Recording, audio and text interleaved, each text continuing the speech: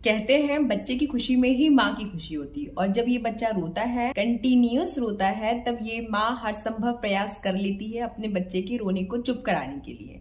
हो सकता है कि हमारे बच्चे को, हमारे नवजात शिशु को पेट में दर्द हो। कई बार जो नवजात शिशु होते हैं वो पेट में दर्द होने के कारण रोते हैं, जिसको हम उदरशूल भी कहते हैं। तो आइए आज हम बात करेंगे कि बच्चों के पेट में दर्द क्यों होता है, उनके पेट दर्द के कारण क्या हो सकते हैं, उसके लक्षण क्या हो सकते हैं, उसे हम कैसे ठीक कर सकते हैं, घरेलू उपाय, और डॉक्टर को दिखाना है, कब दिखाना, तो इन सब चीजों के बारे में हम आज बात करेंगे।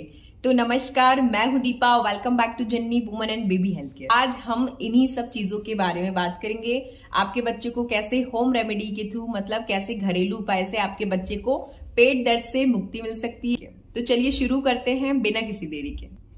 नवजात शिशु को कई तरह की परेशानियों का सामना करना पड़ता है, जिसमें से पेट दर्द की समस्या एक आम समस्या मानी जाती है। कई बार नवजात शिशु अपनी समस्या को ना बता पाने के कारण रोने लगते हैं, वो लगातार रोते ही रहते हैं।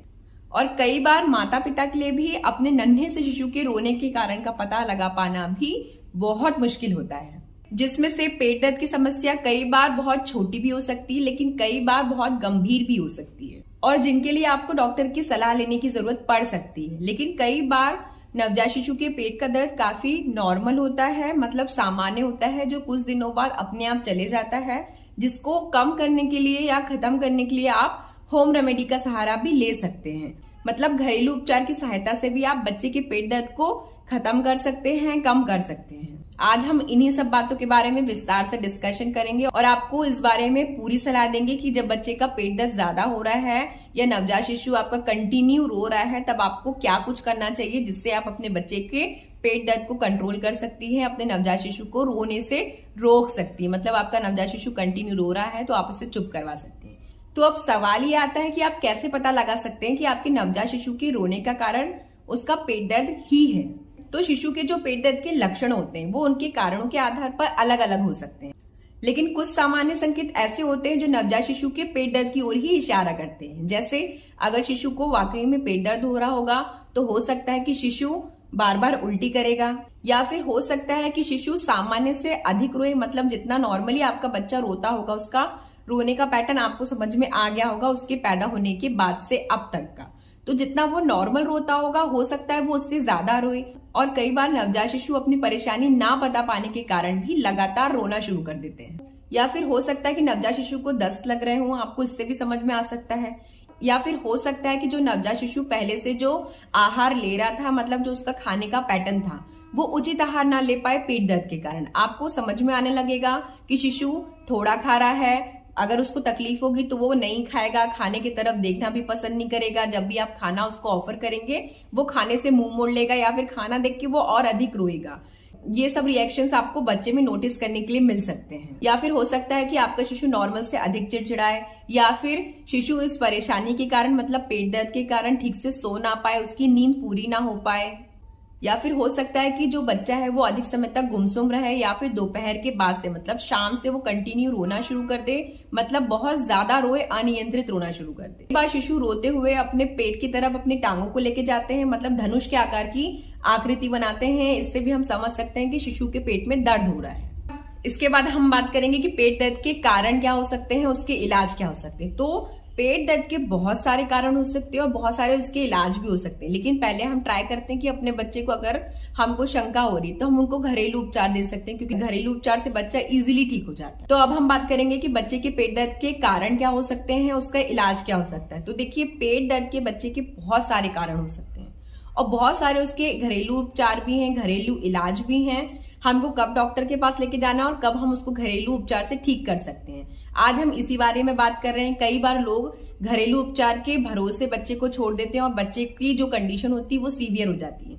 हमको बच्चे को टोटली घरेलू उपचार के भरोसे नहीं छोड़ना है, क्योंकि हम डॉक्टर नहीं है और हमको बच्चे के बारे में पता नहीं है। तो हमको अपना ज्ञान बच्चे पे नहीं थोपना है, मतलब हमको अपने एक्सपीरियंसेस को बच्चे पे नहीं लादना है, क्योंकि बच्चा बहुत नाजुक होता है और हम उस पर एक्सपेरिमेंट नहीं कर सकते हैं। इसलिए जब भी आपको थोड़ी सी भी गंभीर सिचुएशन लगती तो आपको जितना जल्दी हो सके डॉक्टर के पास ले जाना चाहिए। वैसे मैं आपको घरेलू उपचार बता देती हूँ जो बहुत ज्यादा कारगर है। जैसे आपने सुना होगा कि दादी के नुस्खे, मैं आज आपको दादी के नुस्खे के बारे में बता रही हूँ। जो घरेलू उपचार होते हैं उससे भी कई बार आराम लग जाता है, लेकिन अगर आपको लगता है कि बच्चे की सिचुएशन ज्यादा गंभीर हो रही है तो आपको जितना जल्दी हो सके डॉक्टर को दिखाना चाहिए। चलिए मैं आपको घरेलू उपचार के बारे में बता देती हूँ। जिसमें पहला है कि शिशु के पेट दर्द का कारण हो सकता है कॉलिक।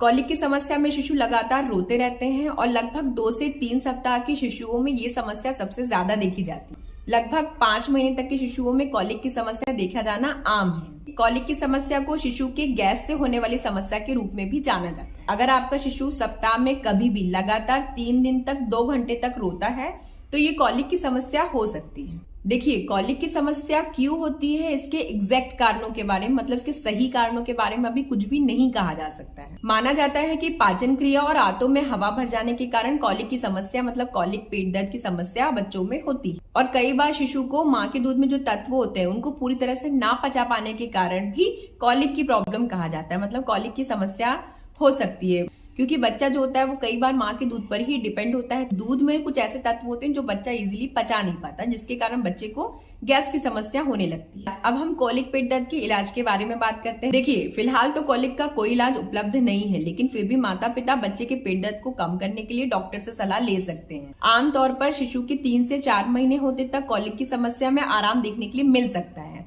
और 5 महीने का होते तक कॉलिक की जो समस्या होती है उसमें पूरी तरह से सुधार हो जाता है। लेकिन हाँ, इसके लिए मैं आपको कई सारे घरेलू उपचार जरूर बता सकती हूँ जिससे आपके बच्चे को सडन आराम लग सकता है। ये मेरे घरेलू उपचार मेरे खुद के पर्सनल भी हैं और ये दादी के घरेलू नुस्खे भी हैं। तो अगर आप इसको अपनाते हैं तो आपके बच्चे को पेट दर्द में जल्दी आराम लगे। अगर आप बच्चे को ब्रेस्ट फीड करा रही, मतलब अपना दूध पिला रही, तो अपने दूध में आप थोड़ा सा हींग डाल के उसको गर्म करके बच्चे के पेट के चारों तरफ अच्छे से लगा सकते हैं।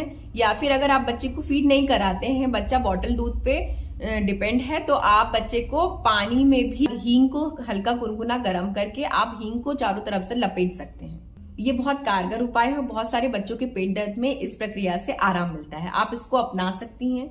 इसके बाद शिशु के पेट दर्द को कम करने का कारगर उपाय है कि जो बुजुर्ग महिलाएं होती हैं घर की, वो जब बच्चों का पेट दर्द होता था तो वो सरसों के तेल को गर्म करके, मतलब हल्का गुनगुना करके बच्चे की नाभि में डाल देती थी और उसके नाभि के आसपास वाले एरिया में सरसों के तेल से मालिश कर देती थी। इससे भी बच्चे को बहुत जल्दी आराम लगता है। इसके बाद मैं आपको ऐसा घरेलू नुस्खा बताऊंगी जिससे आप अपने रोते हुए बच्चे को भी हंसा सकते हैं।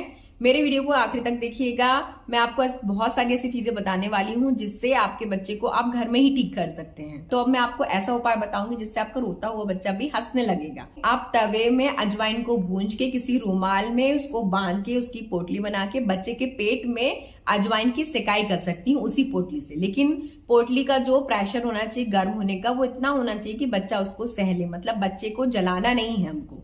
इससे आपका रोता हुआ बच्चा भी हंसने लगेगा, उसका पेट दर्द छूमंतर हो जाएगा। इसके बाद स्तनपान कराने वाली महिलाओं को डिलीवरी के बाद से ही सौंफ और अजवाइन के पानी को पीना शुरू कर देना चाहिए। अजवाइन और सौंफ का पानी होता है वो नव प्रसूता की पाचन शक्ति को भी बढ़ाएगा, इजीली डाइजेस्ट करने में हेल्प करेगा और अगर माँ का डाइजेशन अच्छा होगा तो मतलब जो नवजात है उसका डाइजेशन भी अच्छा होगा। इससे नवजात शिशु के पेट दर्द की होने की समस्या में भी आराम लगता है। इसके बाद आप अपने नन्हे से प्यारे से बेबी को दूध पिलाने के बाद डकार जरूर लेवाएं।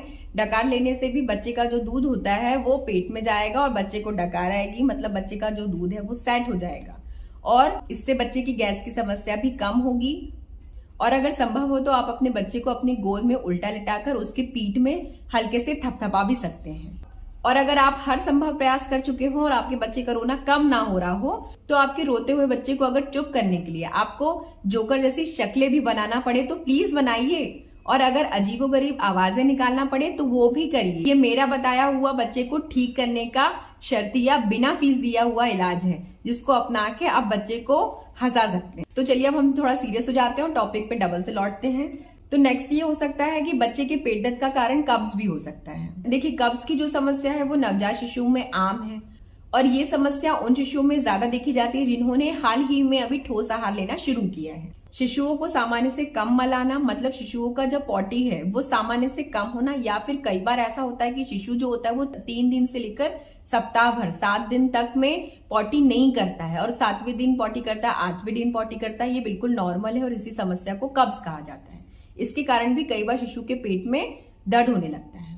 ये समस्या शिशुओं में जनरली इसलिए होती है क्योंकि हमने बच्चे को अभी अभी ठोस आहार देना शुरू किया है, तो बच्चा उसको भी डाइजेस्ट करेगा, मतलब उसका जो पेट है अभी बहुत कमजोर है, वो सब चीजें सीख रहा है, डाइजेस्ट करना सीख रहा है, उसको कैसे अपनाना है ये सीख रहा है। शिशु को दूध से एलर्जी हो सकती है, हो सकता है कि शिशु के खाने में फाइबर कम हो, या फिर शिशु का कम पानी पीना, या फिर शिशु का जो मल है वो देरी से आना जैसी समस्याओं के कारण ये प्रॉब्लम हो सकती है। तो अब सवाल ये आता है कि आप ऐसा कौन सी चीज बच्चे को दें जिससे बच्चे का जो मल है वो ढीला हो, मतलब ऐसे कौन से उसको बच्चे को खाद्य पदार्थ दें जिससे हम बच्चे का जो पॉटी है वो थोड़ा सा सॉफ्ट हो और वो इजीली पॉटी निकाल सके, उसको प्रॉब्लम ना हो। इसके लिए आप बच्चे को खाने में दलिया दे सकती हैं, रागी दे सकती हैं, ओट्स दे सकती हैं। इससे जो बच्चे का पॉटी होगा वो सॉफ्ट बनेगा और बच्चे को परेशानी नहीं होगी पॉटी करने में।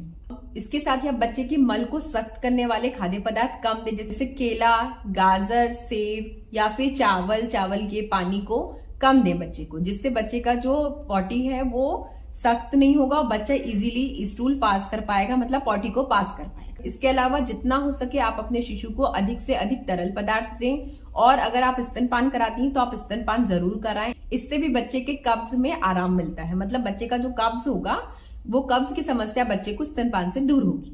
इसके अलावा आपके बच्चे के पेट दर्द का कारण दस्त भी हो सकता है।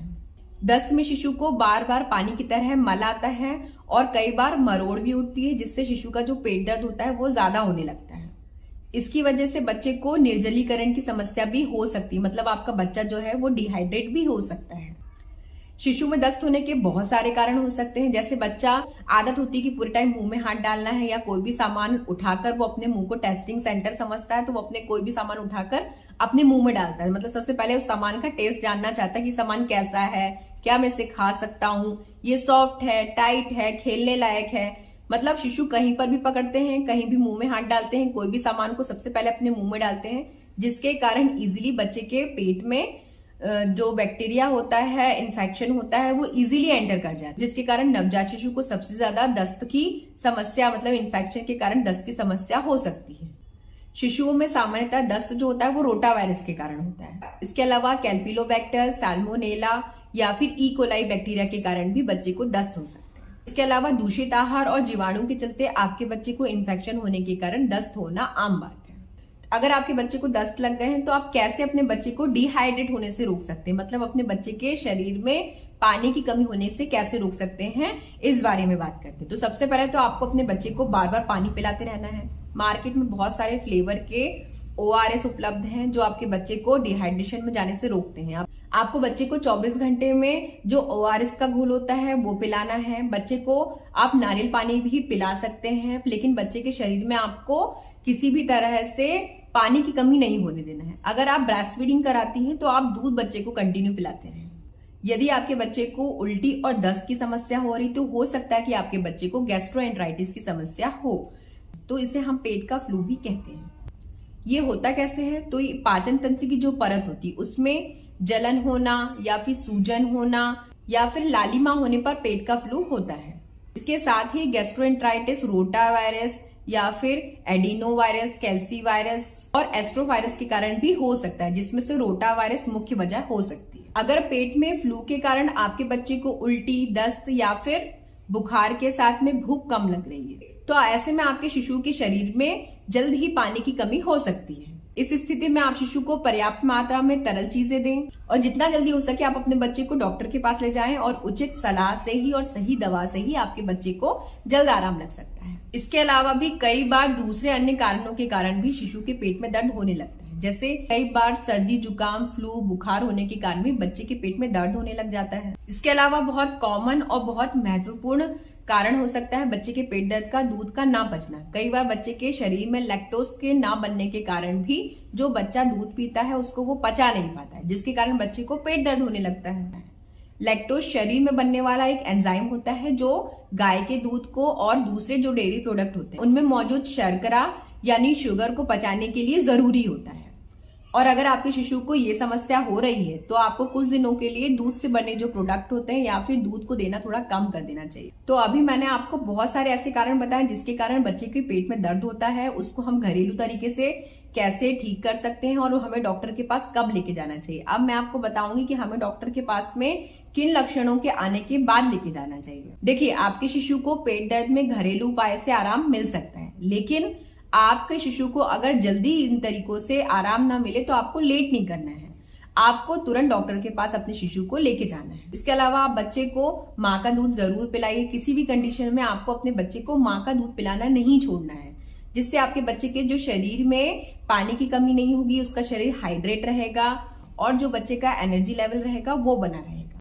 शिशु को किसी भी तरह की समस्या में माँ का दूध ही उपयोगी माना गया है। माँ के दूध में पर्याप्त मात्रा में पौष्टिक तत्व मौजूद होते हैं जो माँ से बच्चे तक आंतों के लिए स्वस्थ बैक्टीरिया को प्रदान करते हैं और इससे शिशु की पाचन क्रिया को मजबूत होने में मदद मिलती है। इसके अलावा आप अपने शिशु को फलों का रस भी दे सकते हैं, लेकिन फलों के रस में आप थोड़ा सा पानी मिला लें तब शिशु को दें, क्योंकि फलों में प्राकृतिक मिठास होती है जो ऊर्जा का स्रोत मानी जाती है और पानी मिला जो शिशु आसानी से डाइजेस्ट कर लेता है, मतलब आसानी से पचा लेता है। इसके अलावा आप अपने शिशु को सब्जियों का सूप भी दे सकती हैं, ये भी बहुत हेल्दी होता है, बहुत पौष्टिक होता है। इसमें भी कई तरह के पौष्टिक तत्व होते हैं जो आपके शिशु को मजबूती प्रदान करते हैं। तो आज मैंने आपको बहुत सारी ऐसी बातें बताई हैं, ऐसे हेल्थ टिप्स दिए हैं आपके बच्चे को लेकर, जो बहुत सारी नई माताओं को कभी ना कभी इस समस्या से जूझना पड़ता है।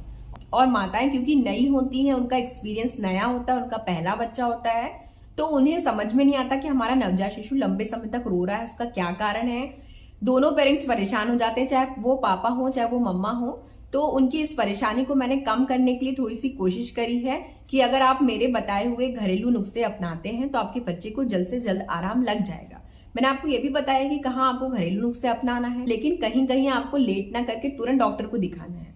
तो जहां पर आपको घरेलू नुस्खे नहीं अपनाने के लिए बोला है वहां ना अपनाएं, क्योंकि बच्चों के मामले में कहीं पर भी थोड़ी सी भी लापरवाही बहुत महंगी पड़ सकती है। इसलिए हम कोशिश करें कि बच्चे के मामले में हम बिल्कुल भी लापरवाही ना बरतें और थोड़ी सी स्मार्टनेस से आप अपने बच्चे को जो होने वाला पेट दर्द है उससे आराम दिलवा सकते हैं। तो आज के लिए बस इतना ही। अगर आपको बच्चे के पेट दर्द से रिलेटेड मन में कोई सवाल है, कोई क्वेश्चन है, कोई क्वेरी है, तो आप मुझे मेरे कमेंट बॉक्स में कमेंट कर सकते हैं, आप मुझे मेल भी कर सकते हैं। और अगर आप मेरा वीडियो आखिर तक देख रहे हैं और आपको मेरे चैनल पे नॉलेजेबल वीडियोस मिलते हैं जिससे आपकी मदद होती है और आपको मेरे वीडियोस अच्छे लगते हैं, तो प्लीज मेरे चैनल को नीचे दिए हुए बेल बटन पे प्रेस जरूर करिएगा, प्रेस करके सब्सक्राइब जरूर करिएगा, मेरे वीडियोस को लाइक और शेयर जरूर करिएगा, मेरे वीडियोस को लाइक जरूर करिएगा जिससे मुझे मोटिवेशन मिलती है, और मेरे वीडियोस को शेयर जरूर करिएगा जिससे दूसरों को हेल्प मिलेगी। टाटा, बाय बाय, नमस्कार।